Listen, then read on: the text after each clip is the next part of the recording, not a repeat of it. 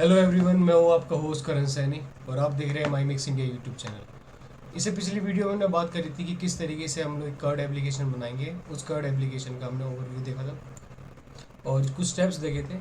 तो आज हम उस कर्ड एप्लीकेशन को बनाना स्टार्ट करते हैं। हम लोग इसे दो फेस में बनाएंगे, एक फ्रंट एंड और एक बैक एंड।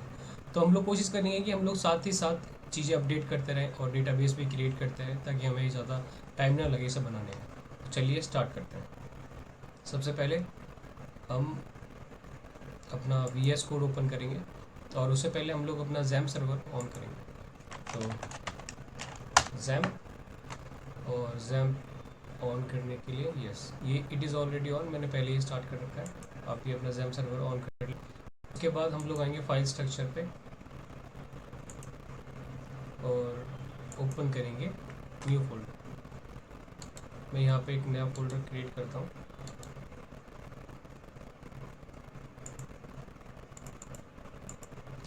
ये होगा माई CURD टैब 2.0। ओके, तो मैंने नया फोल्डर बना दिया है। अब इस नए फोल्डर के अंदर अब ये बिल्कुल एम्प्टी है। हम लोग इसे दो वे के अंदर बनाएंगे। हम लोग जो रिसोर्स फाइल और जो हमारी टेक्स्ट फाइल है उनको अलग रखेंगे, जो हमारी कोडिंग की फाइल होगी। तो पहला फोल्डर ये हम बनाते हैं मेन, और जो दूसरा फोल्डर है हम बनाते हैं सोर्स। मेन के बाहर SOURCE सोर्स। तो हमने दो फोल्डर बना दिए हैं, एक है मेन, एक है सोर्स। और मेन के अंदर हम लोग बनाएंगे अपनी इंपॉर्टेंट फाइल। सबसे पहले हम बनाते हैं index.php। और उसके बाद जिस तरीके से हम लोग इसे स्टार्ट कर रहे हैं, जो जो रिक्वायरमेंट, जो जो स्टेप्स आएंगे हम उनको फॉलो करते चलेंगे। वैसे इसके लिए प्री रिक्वेस्ट मैंने समथिंग पहले लिखा था, मैं आपको शो करता हूँ। For the front end we have some steps like, हमारे पास फ्रंट एंड डिज़ाइन करने के लिए कुछ फाइल्स हैं ऑलरेडी। जैसे कि हम लोग पहले एक फोल्डर का स्ट्रक्चर बनाएंगे htdocs के अंदर जाके, जो कि हमने डायरेक्ट VS कोड के थ्रू किया है। उसके बाद क्रिएट करेंगे फाइल्स index.php और उसको डिवाइड करेंगे टेम्पलेट्स और कंपोनेंट बेस में। यानी टेम्पलेट हम लोग बनाएंगे जो कि सब सारे पेजेस के लिए एक ही फॉर्मेट के अंदर होगी, और जो कंपोनेंट बनाएंगे हम हेडर और फुटर में उन्हें डिवाइड करेंगे। तो हेडर के लिए हम बनाएंगे header.php और फुटर के लिए footer.php, वो भी यानी कि टेम्पलेट बेस करने के लिए। तो हम लोग सबसे पहले HTML5 कोड इंसर्ट करते हैं और यहाँ पे हम लिखते हैं माई CURD टैब 2.2.4। उसके बाद ये जो मेरा हेडर सेक्शन है मैं इसको करूँगा कॉपी, सिर्फ हेड सेक्शन को, और इसको करूँगा कट और एक नई फाइल के अंदर यहाँ करूँगा पेस्ट। और इस फाइल को मैं सेव करूँगा header.php के नाम से। अब ये header.php और उसके बाद सेम नीचे बॉडी के बाद FOOTer, ये हमारा फुटर सेक्शन है। हम इसको करेंगे कट और यहाँ पे हम लोग नई फाइल के अंदर इसे पेस्ट करेंगे और इसको सेव करेंगे footer.php। ओके, तो हमने हेडर और फुटर को डिवाइड कर दिया है। तो जितने भी हमारा स्टाइलिंग होगी वो हेडर के अंदर आएगी, यानी स्टाइलिंग के जो लिंक होंगे, और जो फुटर होगा यानी कि जो भी जावास्क्रिप्ट होगी या फुटर होगा हम लोग इस फुटर वाली फाइल के अंदर इंक्लूड करेंगे। अब हमने इन्हें डिफरेंट यानी कि फाइल्स के अंदर डिवाइड कर दिया है, बट इनको एक जगह लाने के लिए हम लोग PHP का इंक्लूड फंक्शन यूज़ करेंगे। PHP include इंक्लूड, और यहाँ पे हम लोग हेडर इंक्लूड करेंगे। तो हेडर फाइल का नाम header.php। सेम ये लाइन हम लोग कॉपी करेंगे और फुटर के लिए पेस्ट करेंगे। यहाँ पे हम लिखेंगे footer.php। ओके, तो यहाँ पे एक टेक्स्ट दे देते हैं जो कि एक माई CURD tab 2.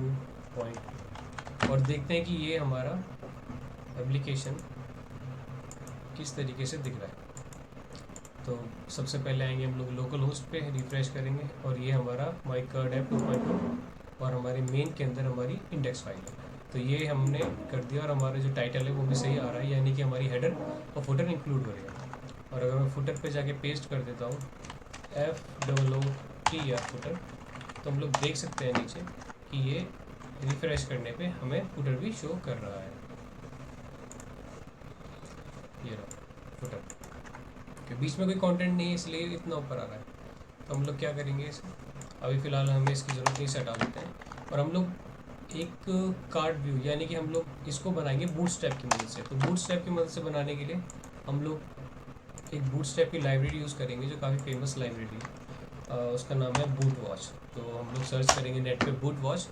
Boot watch search करने के बाद हम लोग इस बूट वॉच की वेबसाइट पाएंगे और यहाँ पे मुझे जिस तरीके से लुक चाहिए उस लुक के लिए मैं सेलेक्ट करूँगा स्पेस लैब। तो स्पेस लैब के लिए हम लोग जाएंगे और डाउनलोड करेंगे बूटस्ट्रैप main.css।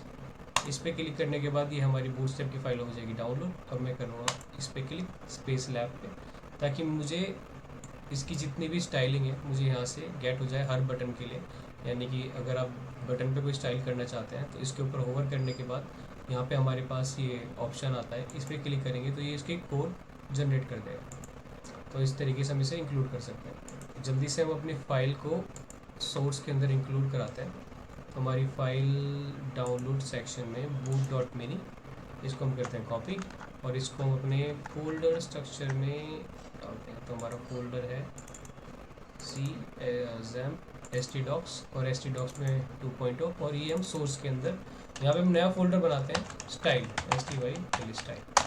और स्टाइल के अंदर हम रखते हैं CSS और CSS के अंदर हम ये करते हैं पेस्ट। अब हमारे पास एक हायरार्की है। अब हम लोग अपने हेडर वाली फाइल पे आते हैं और यहाँ पे इंक्लूड करते हैं अपनी बूटस्ट्रैप की फाइल। बूटस्ट्रैप की फाइल इंक्लूड कराने के लिए सबसे पहले हम लोग LINK लिंक और CSS पे क्लिक करते हैं। तो ये ने स्टाइल इंक्लूड कर दिया, लेकिन हमारी जो फाइल है वो है sourc सोर्स, जो कि बाहर जाके फिर सोर्स के बाद हमारे पास स्टाइल फोल्डर के बाद हमारे पास CSS फोल्डर के बाद हमारे पास है बूट STRAP। हम लोग इसको दोबारा ट्राई करते हैं bootstrap.mini.css। तो हमारी फाइल ये इंक्लूड हो चुकी है बूटस्ट्रैप की। इसको टेस्ट करने के लिए हम लोग अपने पेज पे आते हैं और इसको रिफ्रेश करते हैं और यहाँ पे इंस्पेक्ट पे क्लिक करते हैं। यहाँ पे राइट क्लिक करके इंस्पेक्ट करेंगे। इंस्पेक्ट पे क्लिक करने के बाद कंसोल और सोर्स, तो कंसोल पे कोई एरर नहीं शो कर रहा है। फिर सोर्स पे जाएंगे।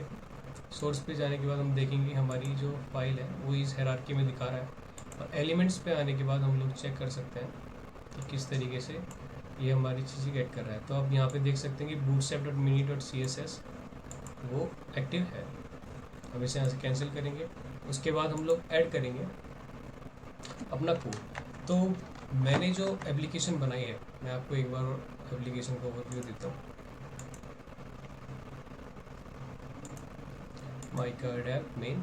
तो इस एप्लीकेशन को मैंने एक कार्ड व्यू के फॉर्मेट में बनाया है। यानी ये जो व्यू आप देख रहे हैं, यानी कि यहाँ से जो माई कार्ड ऐप है, ये जो बॉर्डर है, इसको मैंने कार्ड फॉर्मेट में लिया है। तो इस कार्ड फॉर्मेट को करने के लिए हम लोग अपने बूट वॉच की वेबसाइट पे आएंगे और सर्च करेंगे कार्ड। तो कार्ड हमें मिल गया है, ये हमारे पास कार्ड है। ये एक बड़ा कार्ड हम इसे लेंगे, इस पर क्लिक करेंगे और एज इट इज़ कॉपी कर लेंगे।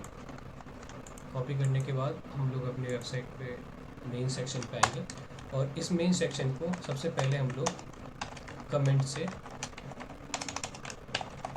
जस्टिफाई करेंगे। तो हम यहाँ पे डालते हैं main main body for card. और वी कैन डायरेक्टली से like main app body section, so we can remove body. Okay, now close this comment.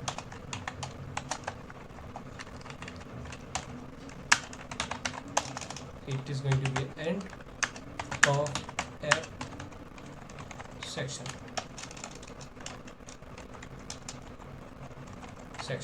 Okay, तो हमने कमेंट कर दिया और अब इस कमेंट के बीच में हम लोग पेस्ट करेंगे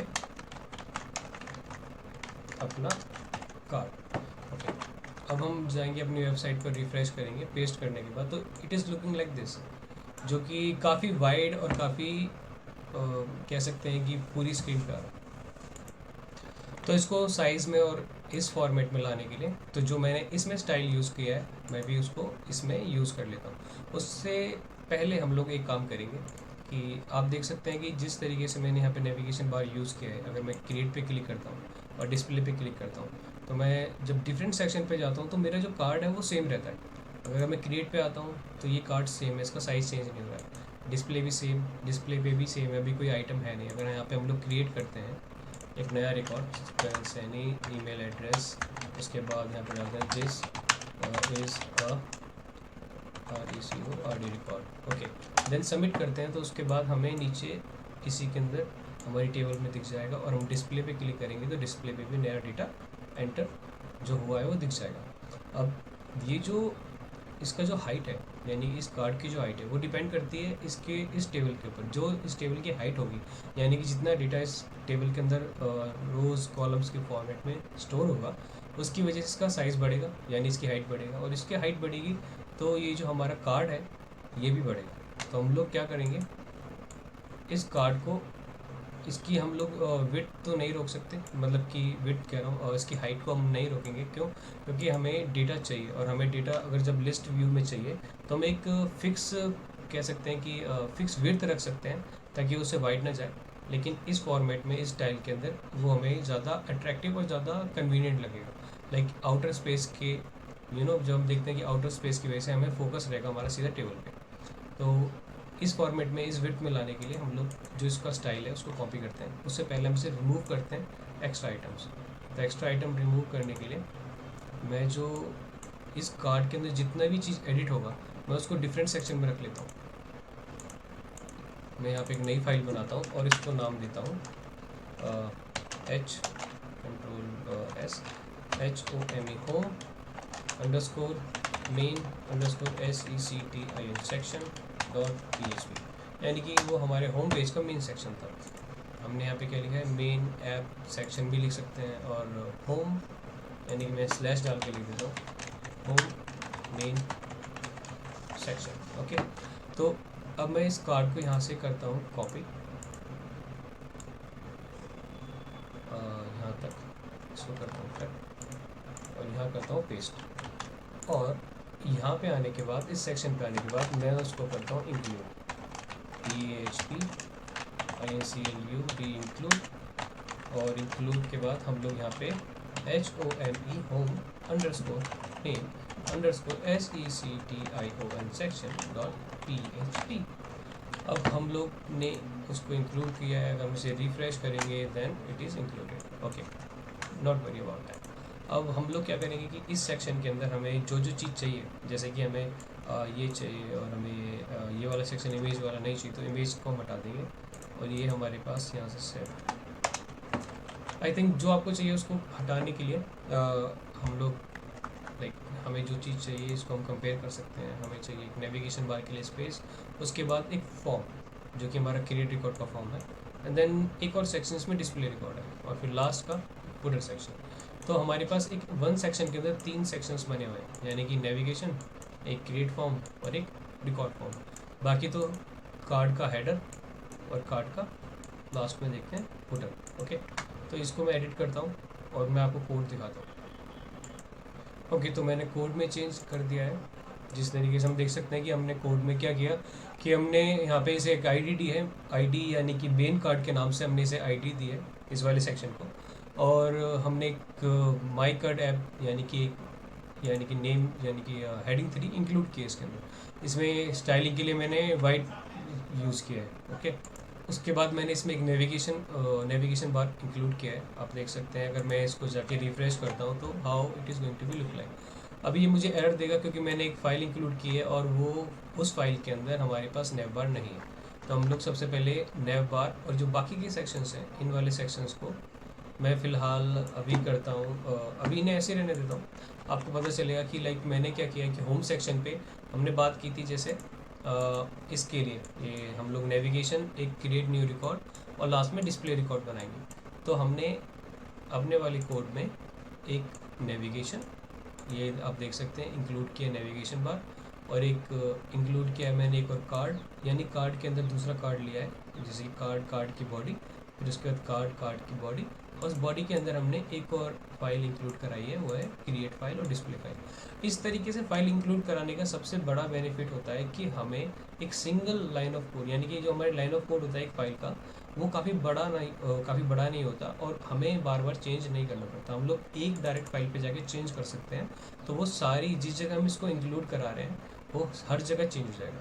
लाइक हम लोग नेविगेशन बार अगर हम लोग इंसर्ट यानी कि इंडेक्स के अंदर रखते हैं, उसके बाद हम लोग 10 न्यू फाइल्स बनाते हैं या फिर नए पेजेस बनाते हैं, और उन 10 पेजेस के अंदर हम लोग नेविगेशन बार रखते हैं, तो हमें हर नेविगेशन बार पे जाके अगर हमें चेंज करना है, सपोज करो अबाउट हमें करना है या फिर कोई नया हमें लिंक ऐड करना है नेविगेशन बार में, तो उसके लिए मुझे सारी फाइल्स के थ्रू चेंज करना पड़ेगा। बट अगर मैं एक nav बार यानी कि navbar.php बना देता हूँ और उस nav बार की फाइल के अंदर वो सारा कंटेंट यानी कि जितना भी nav बार के अंदर सेक्शन वो रखता हूँ और फिर उसको इंक्लूड कराता हूँ, तो मुझे सिर्फ एक लाइन ऑफ कोड लिखना होगा इंक्लूड। उस इंक्लूड की वजह से वो नेविगेशन बार इंक्लूड हो जाएगा, और जैसे ही वो इंक्लूड हो जाएगा तो जब भी मुझे उसमें चेंज करना पड़ेगा, यानी मुझे हर फाइल में जाके चेंज नहीं करना, मुझे सिर्फ nav बार पे आके उसको वहाँ पे चेंज करना है। सो हम लोग अब nav बार की कोडिंग भी लेते हैं। ओके, तो हमने nav बार की कोडिंग भी लिया। इस nav बार की कोडिंग को हमने अपनी बूट वॉच की वेबसाइट से लिया है। हम बूट वॉच की वेबसाइट पे आएंगे और यहाँ से जो भी हमें नेविगेशन बार पसंद है उसको हम कॉपी कर लेंगे। यानी कि ये कुछ मैचिंग का है तो मैं इसको कॉपी कर लेता हूँ, और यहाँ से आप सारी फाइल्स को कॉपी करके, यानी कि सारे सोर्स ऑफ कोड को अगर मैं इसको कॉपी करूँ यहाँ से लेके लास्ट तक, इसको कॉपी करके आप अपनी नेविगेशन नेव फाइल में इंक्लूड करें। मैंने यहाँ पे इंक्लूड कराने के बाद कुछ चेंजेस किए हैं, यानी कि मैंने अगर मैं आऊँ और रिफ़्रेश करता हूँ अपने इस पेज पे, तो आप देख सकते हैं ये हमारा बिल्कुल फिट हो गया है। तो मैंने यहाँ पे जो सर्च बार था, जो कि इसके अंदर सर्च था, यहाँ पे सर्च बार था, ये हटाया है, ये ड्रॉप डाउन हटाया है, और बाकी चीज़ें ऐसे रहने दी हैं। और मैंने जो मुझे इंक्लूड करानी थी, मैंने क्रिएट और डिस्प्ले दो ऑप्शंस इंक्लूड किया है, यानी कि क्रिएट और डिस्प्ले। क्रिएट हमारा इंडेक्स फॉर .php और डिस्प्ले हमारा डिस्प्ले पेज .php होगा। तो इंडेक्स .php हमारे पास ऑलरेडी हमने इसको इंक्लूड करा लिया, ये हमारा नेविगेशन बार बन चुका है, और जो माई कार्ड ऐप है उस पर भी मैंने हाइपर लिंक दिया है इंडेक्स .php का। तो हम देखते हैं, इसको हम रिफ्रेश करते हैं, क्रिएट .php पे आते हैं, तो हमारे पास ये इंडेक्स फाइल ही है, इस पर रीडायरेक्ट कराएगा। डिस्प्ले .php पे वो भी एरर शो करेगा क्योंकि हमने वो फाइल क्रिएट नहीं की। अब इसको जल्दी से हम लोग क्रिएट करते हैं। सबसे पहले हम लोग बनाते हैं स्पेस क्रिएट स्पेस क्रिएट क्रिएट.php। एक क्रिएट.php हमने फाइल बनाई है, और एक हमने बनाई है स्पेस कंट्रोल-S डिस्प्ले अंडरस्कोर पेज.php। ओके, तो हमने दोनों फाइल इंक्लूड कर लिए, और अगर हम इसे रिफ्रेश करते हैं तो हमारे पास कोई एरर नहीं है, सिर्फ हमारे पास एक display.php का एरर है, क्योंकि हमने डिस्प्ले पेज वाला जो सेक्शन है वो हमने क्रिएट कर लिया है। तो डिस्प्ले पेज वाले सेक्शन पे हमें क्या करना है, जो हमारी यहाँ की कोडिंग है सेम, वो हमें इस वाले इंडेक्स वाले पेज की सीधे इस वाले पेज पे ले जानी है, और यहाँ पे हमें चेंजेस करने हैं। फिलहाल हम इसमें चेंज नहीं करेंगे, हम इसे रिफ्रेश करेंगे, और डिस्प्ले पे जब हम क्लिक करेंगे तो हम लोग सेम एज इंडेक्स पेज पे जैसे हम रीडायरेक्ट हो गए उस पर हम आ जाएंगे। ओके, तो हमने अभी तक क्या किया, हमने इंडेक्स पेज पे जो हमने कोड किया था हमने उसको एज इट इज़ कॉपी किया और डिस्प्ले पेज पे कर दिया। अब डिस्प्ले पेज पे जैसे हम लोग अपनी एप्लीकेशन पाए, तो डिस्प्ले पेज पे हमें डिस्प्ले रिकॉर्ड्स दिखाने हैं। तो डिस्प्ले रिकॉर्ड्स दिखाने के लिए हम लोग सबसे पहले यहाँ पे इसको हम हटाएंगे, यानी कि ये फाइल यहाँ पे नहीं है, इसको हम इंक्लूड नहीं करेंगे अभी, और यहाँ पे हम लोग रख देंगे DISPLAY डिस्प्ले सेक्शन। यहाँ पे भी हम लोग रख देंगे display section, end of DISPLAY display SECTION section. Okay, तो जिस तरीके से हमने इंडेक्स फाइल को ब्रेक किया था, हमने जिस तरीके से अपनी इंडेक्स फाइल को ब्रेक किया था हेडर और फुटर और होम सेक्शन में, यानी कि 3 कंपोनेंट्स में, इस तरीके से हम लोग डिस्प्ले क्रिएट को भी डिफरेंट कंपोनेंट्स में ब्रेक करेंगे।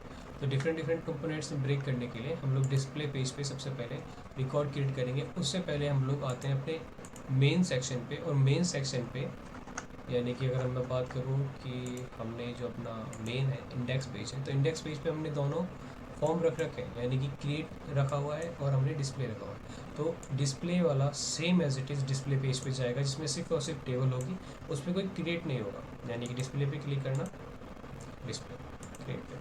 अब क्रिएट के लिए हम लोग क्या करते हैं, इस वाले चीज़ के लिए सबसे पहले हम एक फॉर्म यानी कि फॉर्म डिज़ाइन करते हैं, और फिर हम टेबल डिज़ाइन करेंगे डिस्प्ले के लिए, और इनको हम यूज़ करेंगे दूसरे नेविगेशन के, यानी कि इन दोनों के लिए। तो सबसे पहले हम लोग क्रिएट फॉर्म बनाते हैं। तो क्रिएट फॉर्म बनाने के लिए हमारे पास क्रिएट वाली पेज पे आते हैं, हम लोग यहाँ पे फॉर्म रखते हैं। फॉर्म भी हम लोग अपनी बूट वॉच वेबसाइट से ले सकते हैं। ये रहा, यहाँ फॉर्म्स पे अगर आप क्लिक करेंगे तो आपके पास पूरा एक बना बनाया फॉर्म आ जाएगा। आप इसको यहाँ से कॉपी करके और पेस्ट कर सकते हैं ये। और जैसे हम इसे पेस्ट करने के बाद हम इसे अपनी वेबसाइट पे आके रिफ्रेश करेंगे, तो ये आप देख सकते हैं कुछ इस तरीके से डिस्प्ले होगा। बट जो हमें नेसेसरी फील्ड्स चाहिए, हमें चाहिए बेसिकली एक यूज़र नेम, एक ईमेल एड्रेस और एक नोट्स यानी कि टेक्स्ट एरिया और एक सबमिट बटन। सिर्फ इतना हमें अपने फॉर्म में चाहिए, तो इतना और एक लेजेंड यानी कि नेम। तो इतना करने के लिए हम लोग इसमें कुछ चेंजेस करेंगे। चेंजेस करने के बाद जो कोड होगा मैं वो आपको दिखाता हूँ। तो हमने अपनी क्रिएट फाइल के अंदर चेंज कर दिया है। हमने यहाँ पे फॉर्म लिया है, फॉर्म के साथ एक एक्शन लिया है हमने। एक्शन में हमने HTML स्पेशल कैरेक्टर्स का यूज़ किया है, जो कि HTML की जो स्पेशल कैरेक्टर्स हैं उनको कन्वर्ट करने में काम आता है। नई उनकी एंटिटीज़ को कन्वर्ट कर देता है उस HTML की स्पेशल कैरेक्टर्स के अंदर, जो भी उसके अंदर हम पास करते हैं। तो यहाँ पे हमने सर्वर ग्लोबल वेरिएबल लिया है PHP का, और उसके अंदर हमने php.self लिया है। यानी कि इस कॉम्बिनेशन के थ्रू हम लोग इस पेज को इसी पेज पे रिडायरेक्ट करा सकते हैं। यानी कि सेल्फ का मतलब होता है सेल्फ, यानी कि जिस पेज पे डेटा है उसी पेज पे वो रिडायरेक्ट होगा। और इसका फ़ायदा तब होता है जब इसका कोड हम लोग इंक्लूड करते हैं। तो जब हम लोग बैकएंड वाली वीडियो के अंदर देखेंगे PHP हम लोग कैसे इंक्लूड करने वाले हैं। तो फिलहाल मैंने एक्शन लिया है, एक्शन के लिए हमने ये वाला कोड आप रिमेंबर कर सकते हैं और इसको भी ऐसा छोड़ सकते हैं। और हमने मेथड लिया पोस्ट। मैंने यहाँ पे एक लेजेंड लिया है, और इस लिगेंड के अंदर इस लिगेंड के अंदर हमने क्रिएट न्यू रिकॉर्ड, यानी कि जो हमारे पास रिफ्रेश करेंगे इसे, तो हमारे पास जो क्रिएट न्यू रिकॉर्ड था ये, अगर हम इसे रिफ्रेश करेंगे तो हमारे पास भी सेम एज इट इज़ आ जाएगा। तो क्रिएट न्यू रिकॉर्ड हमने लिया है। उसके बाद हम अपने कोड पे आते हैं, और हमने देखा यहाँ पे पहले वाली फील्ड को मैंने नेम दिया user name, then email and then notes और द टेक्स्ट एरिया। ये होने के बाद हम लोग अब जाते हैं हमारे डिस्प्ले सेक्शन। तो हमारे डिस्प्ले प्लेस सेक्शन पे हम लोग आते हैं, और डिस्प्ले पेज पे हमने यहाँ पे डिस्प्ले मेन सेक्शन .php हम लोग नई फाइल बनाएंगे। और जिस तरीके से हमने होम के लिए क्रिएट किया था, इस तरीके से हम लोग सेम